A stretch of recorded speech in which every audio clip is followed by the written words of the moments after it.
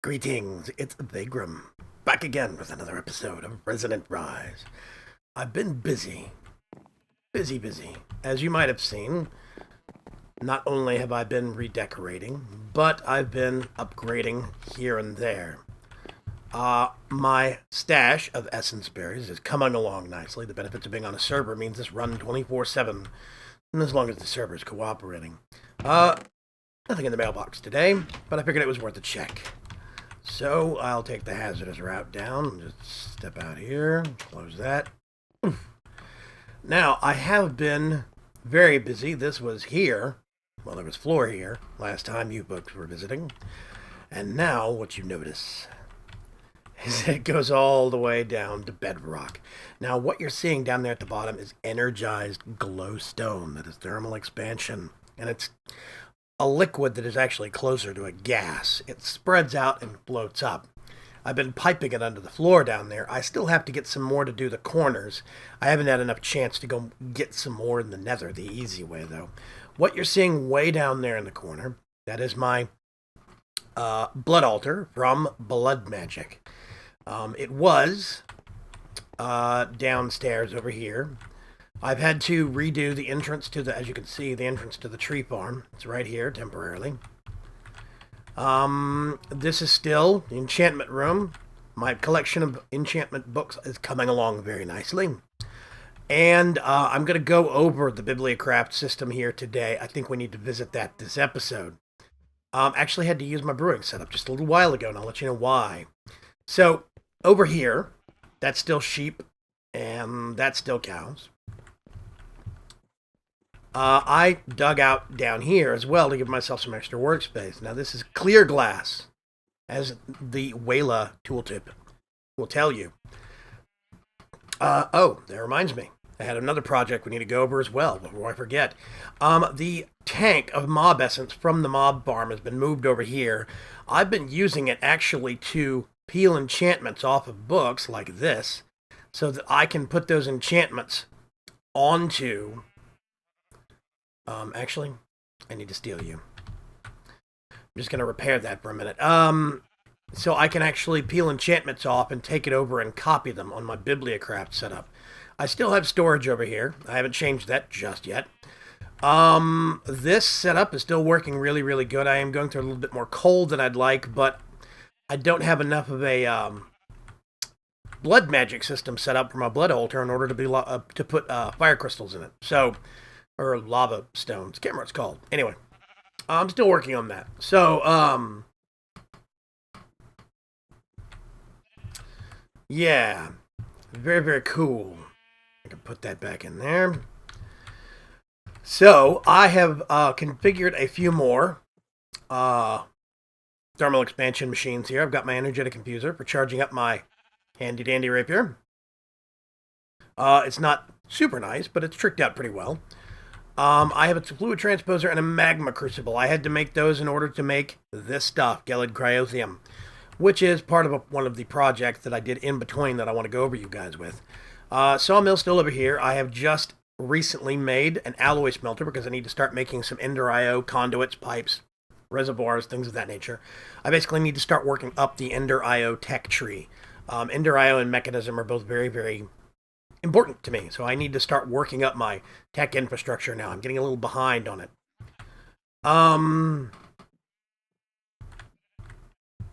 So, as it stands right now, oh, actually, you know what, before I go over there, I just want to go back over here. I'll go down a level. I have put in a smeltery right here. It's only 1, 2, 3 levels high. I'm probably going to extend it up 2 more levels. This is my lava reserve. I do not have this being pumped in from anywhere. I literally just pop off that top tank or two, go fill it up somewhere, and then bring it back. I'm not going through it real fast. So that's fine for now. Redstone clock. This is from Extra Utilities, and it puts out a real simple pulse. I think it's once a second, once every couple of seconds. And basically, what it does, it allows me to automate the creation of clear glass, which I have right here. I also have, casting table and some casts, but that's about it. Yeah. So, let's see. Mob farm hasn't changed much. The big change that's been to the mob farm is the fact that I've hollowed out. I think I can show you guys. I got a ladder right here, and there is a floor here. It's a little weird, but it'll take some getting used to. This is the bottom of the mob farm. That's about as close as I can get without messing with the wiring for the lights. So I'm probably just going to put a nice pretty wall right here and then over across to here and kind of wall it off. Make it look a little better. On our agenda for today, we're going to go into, instead of spending more time on blood magic, we'll probably circle back around to that next episode. This time around, I wanted to look into witchery. Witchery is very, very interesting. It's one of the newer mods on the scene. At least to me it is. I've never messed with it before. It's very, very new. So I put in some space in here for some witchery machines, so to speak. The witch's oven, which runs off of coal and uses these little things called clay jars. You basically just make clay in a little upside-down T-shape like that, and you get clay jars, which you then smelt into these. You just put some there, and as you're smelting things in the oven, you'll basically get these little things that are called fumes. Different kinds of fumes here that you can actually get. And some of the fumes you can actually put over here and get. See, I smelted a diamond in here with some oil of, some foul fume, or oil of vitriol, I can't remember. And that basically netted me some diamond vapors, which are used for some of the higher level stuff. Now, I have a particular goal for what I want to achieve with short term with witchery. We'll circle back around to that in just a second. As it stands right now, what I want to do, go back up here, step into the secret power room. Now, this should look different to you. I bumped this wall out, and we have a big reactor. The big reactor has actually been running really, really well. It's barely denting power right now because I'm not running a lot of machines. I upgraded my redstone energy cell. It was a hardened, now it's just a redstone 2000 RF output. This thing generates 2200 RF per tick, and basically it is 4 corners, actually have 3 high fuel rods in them, and then there's a T-shape in the middle that's filled completely with Gellig cryothium. And this thing tops off at 500 Celsius in temperature. That's where it stops. And it puts out 2200 RF per tick very easily and very stable. I'm going to put a link in the actual video description to a spreadsheet that actually has been used a lot by a lot of the guys here on the server. And that spreadsheet basically gives you real easy numbers and good designs that other people have already researched on what is considered good or optimal for different sizes. We still have the windmills up on the roof. And what I've also put up on the roof in the meantime, let's see if I can, alley-oop. Slow fall, thank you very much. I've got 3 windmills right now, and they're not really ticking over because they're full. They're not having to put out a lot of power. Basically, they are powering an MFR harvester, and there's a planter underneath here. Oh, that water is out. I've been using this as a tree farm, basically. Oh. That's funny. I'll just pull a few more. Almost full. So, we have an MFR tree farm up here now, which means we can get going on some more stuff like barrels for storage. I love slow fall. Slow fall is useful. Okay. I do think the base is coming along nicely. I am still undecided or if I'm going to change all of this stone flooring to clear glass, or I'm just going to start the clear glass here and do the lower floors. I'll get back to you on that. I'm not sure what the opinion is. Jury's still out. I'll probably try it a couple of times and see if I like it. And work from there. We are building up a really big backstock of wood. I'm going to start turning it into... Actually, you know what? And one of those I'm just going to... Because I will use charcoal and graphite in all sorts of places. So, we have a big reactor now. We're getting some more machines made up. And I think we're getting settled in quite nicely. Blood magic is going a little slower than I would like, but I am still getting into it, and it still has a lot of possibility. We'll circle back around to that next episode. Right now, I think we should take a look at Bibliocraft. Okay, so basically what we've got right here is a pair of machines from Bibliocraft, typesetting table and a printing press. Let me see if I actually have these things. Let's see. Let's switch over to Bibliocraft. Okay, so printing press, not real hard. There's a weighted pressure plate, which is just 2 iron ingots.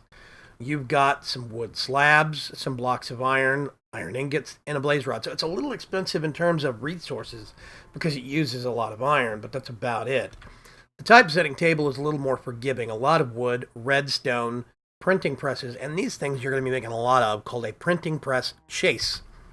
Basically what you do is you get 1 iron ingot and surround it with some wood slabs, and you'll make stacks of these. If you look right here, I'm staring right at this, and it doesn't look very, very impressive. Well, I've got reading glasses that I made, black dye, 2 window panes, basically glass panes, and a piece of iron.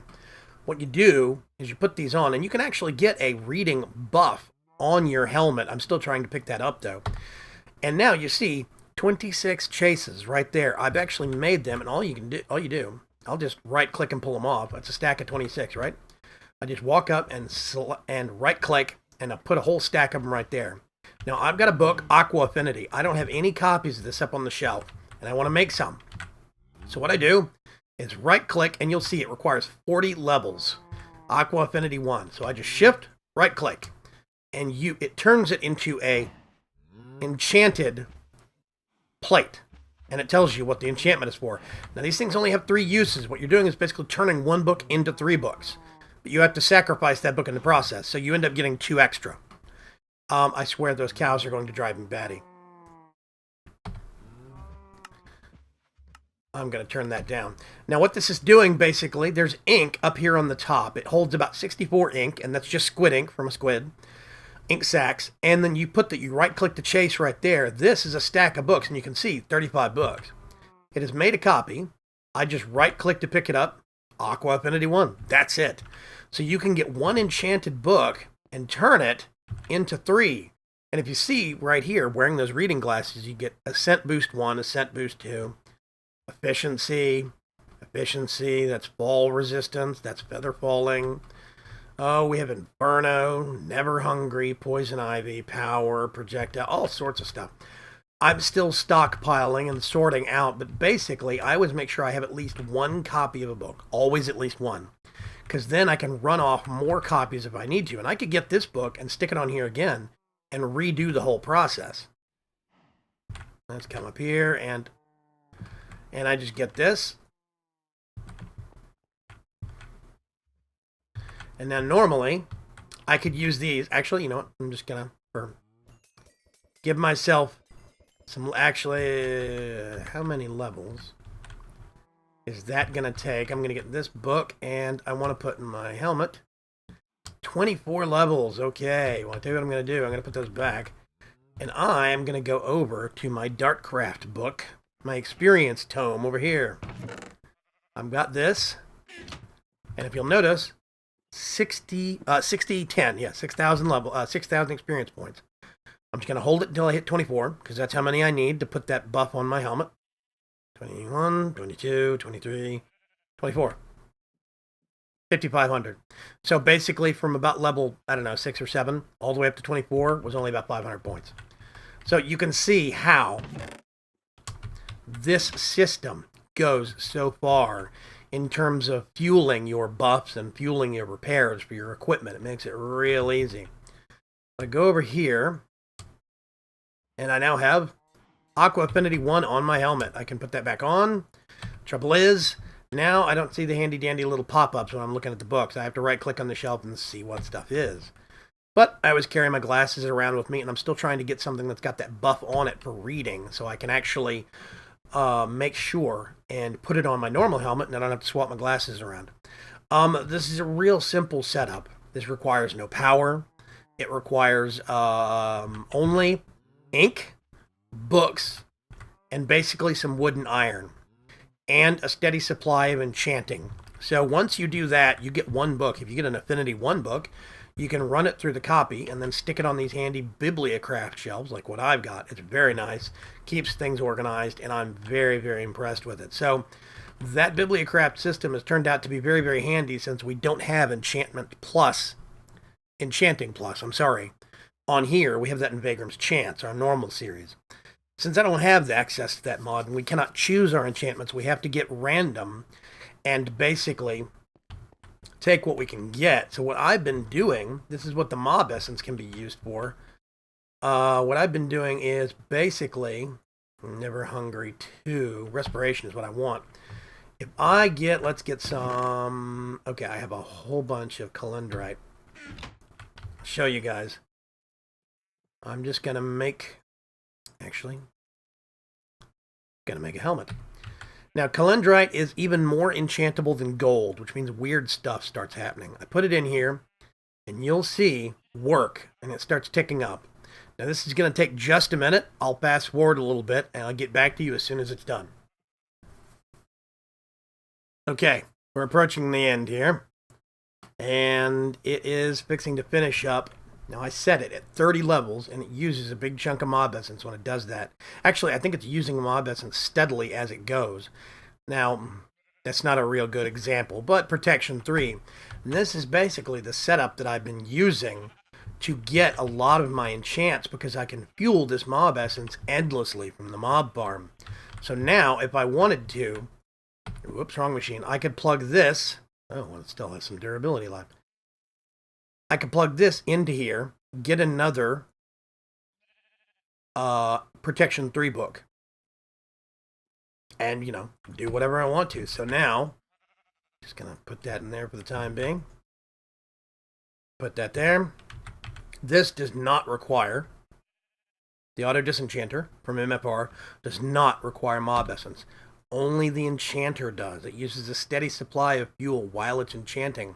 The higher the level of enchantment you put, the more fuel it uses and the longer it takes. This only requires power and books. That's it. So you can do repeat. If it's got repeat, it does numerous passes. So something can have multiple buffs. It'll keep pulling it off until it either runs out of durability on the item because it damages it every time you pull an enchant off, or until the item destroyed or it runs out of enchantments, whichever one. So it's very cool for automation. Now I can get that helmet and put it right back in here and see if I can get something else on it. So that's very, very cool. It's a great system for us. It lets us have more fine-tuned control. Now there's some buffs that you can only get through Thaumic Tinkerer's Osmotic Enchanter. I'll go into that later. I'm just going to put these in there. That's my potion burning supplies. And there's some buffs that you can only get through Thaumic Tinkerer equipment, like, I gotta think about this. Nope. It's up here somewhere, I think. Slowfall. Slowfall only comes from the Osmotic Enchanter and Thaumic Tinkerer, or Thaumcraft. So I had to actually take a pair of boots over to somebody else's base, use their their Osmotic Enchanter, and enchant a pair of boots with Slowfall, and then bring them back here and copy it so I could put it on my own boots. So that's very, very nice. So now I think I would actually like to tackle some witchery.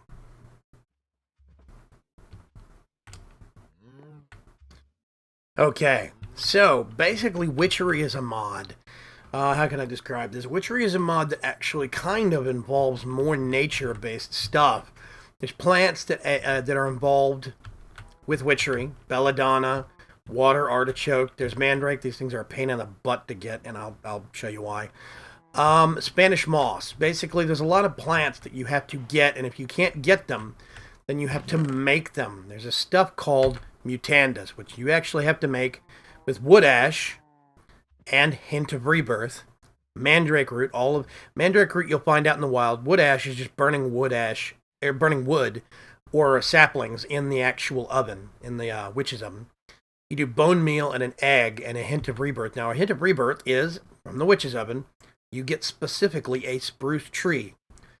And make sure you have some bottles down here. It'll give you wood ash and Hint of Rebirth. Wood ash gets used, you turn it into lime, Just real simple, and that gets used in the distillery. So there's a lot of recycling of parts, which is very good. It's very cool because nothing goes to waste. Now, there's a lot of these things you'll notice I have. Those are my spare jars. Oh, I forgot I had that many. Exhale of the Horned One. That's only from oak saplings. Breath of the Goddess, only from birch saplings. Hint of Rebirth, only from spruce. So you'll see Whip of Magic is only from rowan saplings, which is something you have to get with this Mutandis. So what you do, I'll see if I can, I've got an oak sapling right here. Go in here into our little green space, and basically you put something down and you use the Mutandis on it, and it changes. Lily pad, mushrooms, rowan sapling. Now, rowans are very, very important. You need rowan saplings for a lot of stuff, and you need rowan wood for a lot of stuff. And you can also get rowan berries while you're harvesting the tree leaves. So it's very, very important. And you can keep going. Roses, hawthorn sapling. I actually don't have any of those yet, and I want to keep that and let it grow because I'm going to need some for some other projects. So this Mutandis is very, very interesting. It can basically cycle through all the different kinds of flowers, different kinds of leaves, grass, tree saplings that have to do with vanilla Minecraft and witchery. Now, it doesn't go through mod trees, unfortunately. So I can't cycle through it and get mod leaves, mod trees or mod flowers from Biomes of Plenty. But it's still very, very useful. And as you can see, one little dose of it makes a batch of 8. So you can make a lot of this stuff very quickly. Now, mandrake root, one of the things that you need for that is, how should we say this? It's a pain. So I'm actually going to back up against this corner. You're going to have to brace yourself with this. It may happen, it may not. Yeah, there it is. Oh, come here, you old bugger. Oh, nausea. Gross. 4, 3. Oh, God, I'm just going to look at a wall or something. Oh. So every time you do that, you get a mandrake and a mandrake seed, but sometimes the little guy pops up and runs around and nauseates you. So you actually have to chase him down to get your mandrake root. It's pretty nasty. Snowbells actually give you a snowball. Nothing terribly interesting. Spanish moss gets used in a lot of recipes. You could just make it with Mutandis. When you're going through tree saplings, you'll eventually change it to Spanish moss. Put some on a wall and start a farm. Use some shears to harvest it. And it gets used in basically the making of poppets. Now, poppets are very, very weird. Basically, witchery. You make a simple poppet just like this. Wool. You get Spanish moss for stuffing, some string, and a bone needle, which is just a bone and some flint. 8 of them, so you use a lot of these things. You get the poppet, and then you get a glass bottle and a bone needle to make a tag lock kit. What you do is when you use the tag lock kit, you use it on somebody's bed where they've slept, and you get basically a little tag of their, like a lock of hair basically, and some tags of skin. And it puts it in that little jar, and it links it to that player, which means you can do magic on that player. Now, here's the thing. You can do good magic or bad magic. Now, one of the things that I want to get there are these things called dream weavers. Basically, you get a dream weaver, and you place it by your bed. And when you sleep, the next time you wake up, you'll get a buff. Now, the one I want to make is dream weaver with the iron arm. You put it up, and when you wake up the next morning, you'll get about a 6 or 8 minute buff of strength, just like the potion. Which means, of course, I had to make a strength potion and a weakness potion. I've got some diamond vapor, which is made by running diamond and oil of vitriol through the distillery. Oil of vitriol is foul fume, and quicklime through the distillery. Foul fume is basically lots of different things. You can get foul fumes from cooking wood or cooking meat or all sorts of stuff. It's very, very in-depth. So I've got some parts here. What I want to do, I got to remember, I think it's strength top left, weakness top right, diamond, vapor, item frame. Then it is 2 of those, 1 of those. Now this thing is continuous use. It has no charges. It has no limitations. The only hitch is it only works when I sleep. And that's not as often as I'd like it to be on a server, but it's still an advantage that we have. What I can do is put it right there next to my bed. And, of course, it's not night. I need to get a clock in here. So, we have a Dreamweaver that we've actually made. Now, here's the thing. When you make certain Dreamweavers, there's fasting, which means food goes longer. Iron Arm, which is basically strength. You do more damage in combat. And then there's Fleet Foot, which means you run faster. Haste. Then there's the Dreamweaver of Nightmares.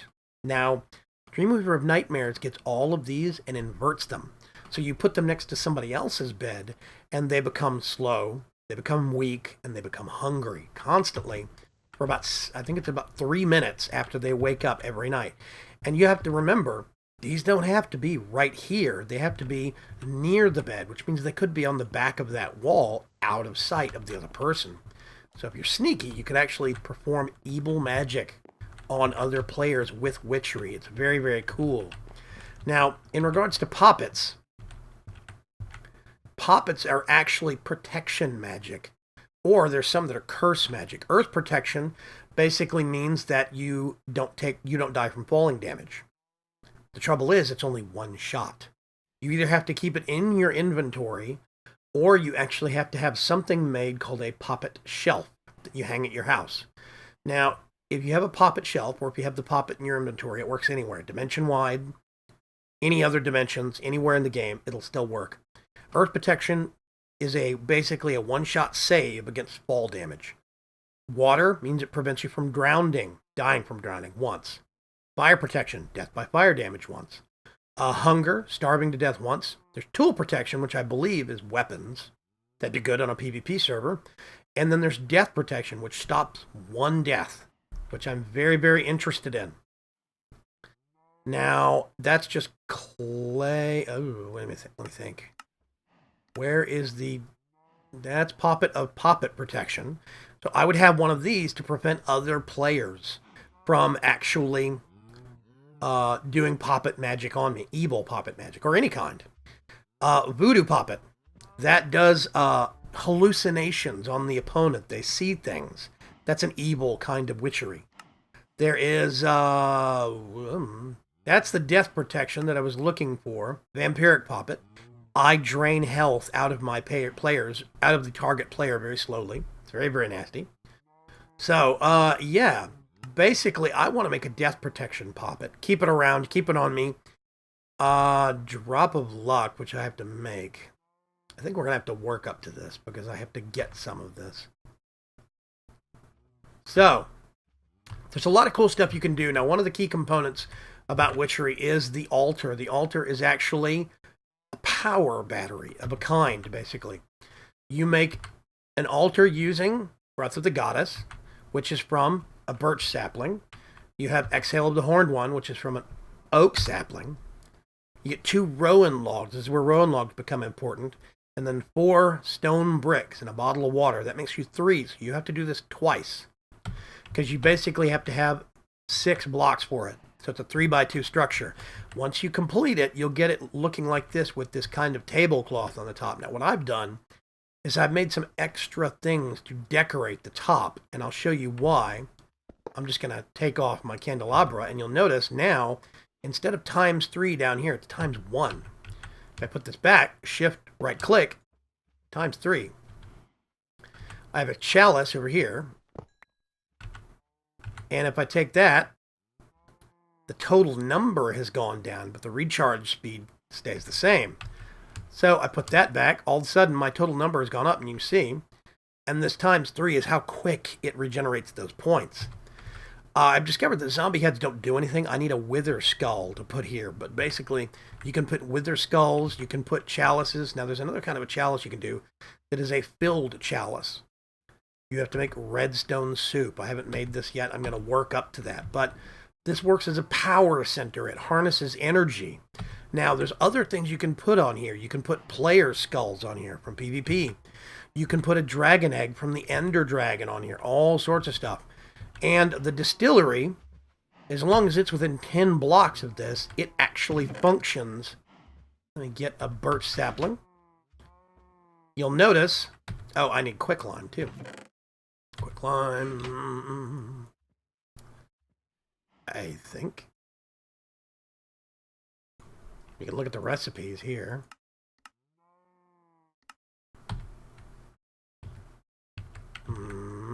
No, that's actually in the oven. I'm going to take that. Do I have any more? Do one of those? No. Okay. That is...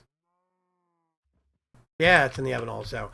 So there's specific things you can actually do in the distillery, like foul fume. Breath of the Goddess, I could break that down. If I have that and lapis. A diamond and oil of vitriol, a gas tier and diamond vapor, get you all sorts of stuff. And all of these get used... Ooh, glowstone powder. So I can get blaze powder and turn it into glowstone dust with reek of misfortune. That's very cool. Blaze powder and gunpowder. Ender pearls. Ooh. I'm curious. I'm going to go... Let's go get an ender pearl real quick. I'll just go over here. Take a quick elevator trip up. And let's just grab a couple of these. And go back over.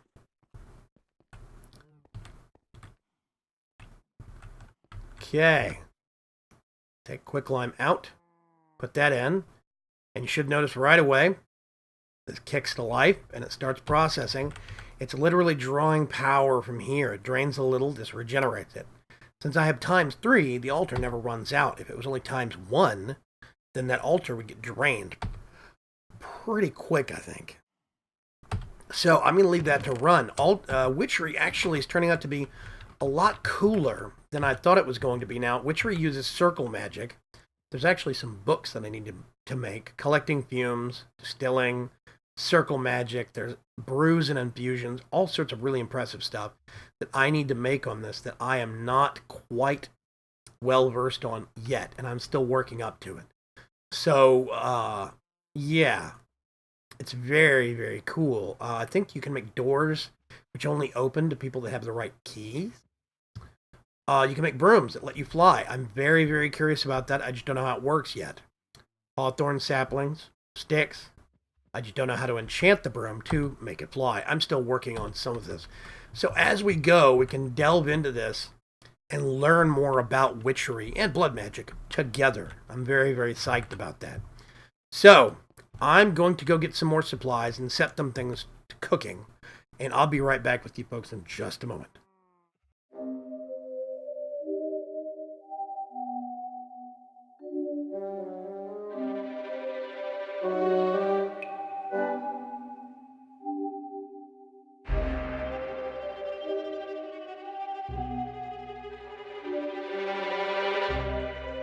So I find myself here at Bevo's place, Bevo LJ. He plays here on the server, and he is a very nice guy, much less a talented YouTuber and a very skilled Minecrafter. I really do actually admire this castle of his. It's been a magnificent build. It looks great, and it's actually got a pretty good amount of space on the inside, too. He has basically built it into the side of a mountain. I think he puts his magic rooms up here somewhere. But it's real nice. It's got a pretty good view. He's got a lot of decorative capabilities. There's a lot of floors to it. Most of his actual existence is back here, though. Egg Yorkie's first cobblestone. Given to him. Given to Bevo by Egg Yorkie, of course. Bevo has actually put a lot of space into a lot of effort into his space. He's thought it out, and he really does have it organized and set up in very specific and very useful ways. I would love to get a storage room like this organized back at our base. Now, why am I here? He actually has a mob farm, and somewhere over here, he actually has... Oh. He has gas tiers because he has a gas farm. I think it's down here somewhere, but I'm not sure which one's which. Aha! So I'm going to grab not all of them, but a few of them because he offered me to be able to come over. He's got an Enderman farm, and I really could use Ender Pearls, but our little plants are going pretty good as it is right now. He's got this really amazing setup of mob farms, each one in its own individual cell. He's got it behind glass. I think this is normal chisel glass. I'm not sure. I thought it was dark glass on some of these, but yeah, it's very cool looking. I really do love. You can turn every single one on individually. Here's the dark glass. So that means these must be normal monsters that aren't light dependent. These are all the nasty ones that require darkness. Yeah. Very impressive digs he's got down here. So I needed... Oh. I know exactly where this is. This goes straight into his magic room, which is right off the main lobby. Okay, I'll have to remember that. I had to come over here because I need gas tiers for a particular build that I want to do. For ours, I need... where is it? Drop of Luck. Which means I need Refined Evil, which is Diamond Vapor and gas tiers. So, I need to get some of this because I've got a nifty idea for a future project that I'm going to work on. So, I'm going to jet back to our place. I'll meet you guys back there. Okay, so I wanted to get into a specific piece of witchery. I wanted to try the rite of infusion, which is required to make an enchanted broom. Now, I have all of the ingredients except for one. Tongue of Dog. I actually have to go find dogs or wolves and kill them. The problem is I have gone for hundreds of chunks in all directions. I've checked around spawn or at other people's bases. I can't find wolves anywhere, so I'm going to have to do some more homework on that and get that one to drop. In the meantime, I think I'm going to wrap things up here. This is a really good holding point for us. We got started on the Dream Weavers. We got started into witchery itself. Maybe next time we can do some blood magic, and we can get this circle magic going. Circle magic is what's required to enchant something like the broom, because I want to be able to fly. So, in the meantime, this is Vaygrim, signing off. Thank you very much for swinging by. I always appreciate you guys giving me your views, giving me your attention and your time. I know that you could be doing other things, but you choose to spend it with me. Feel free to make comments or requests in the segment below. If you know that there's some other mod that's a part of Resonant Rise that you would like to see me experiment with, let me know, and I'll see if I can start doing research and digging into it. In the meantime, this is going to be it for this week's episode, and I will catch you folks next Friday. Bye-bye.